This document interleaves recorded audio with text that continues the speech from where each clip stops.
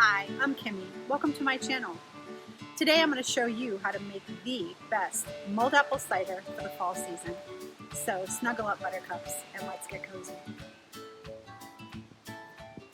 It's early October here in New England, and one of the best ways to stay cozy is with mulled apple cider. We just love apple season, so let's get started.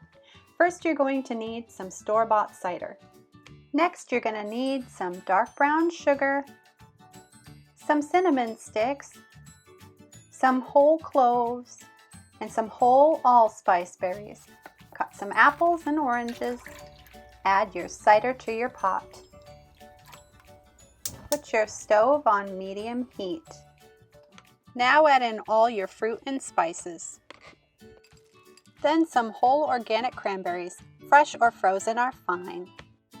Stir in the cranberries. This looks good already, but we're not done. We have to add our special ingredient.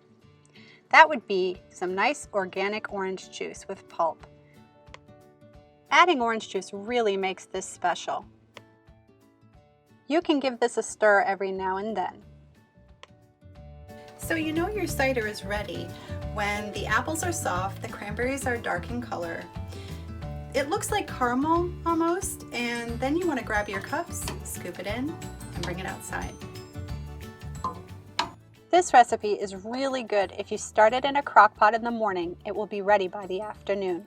Oh my god, it's so Delicious? Try it. Ooh, that is really good. I like it. Do you like it? I really like it. It gives it a cranberry taste. Yeah, it's yummy. I hope you like this recipe as much as we do. Please subscribe for more cozy videos about homemaking, hygge, and cozy living. If you like this video, please remember to give it a thumbs up.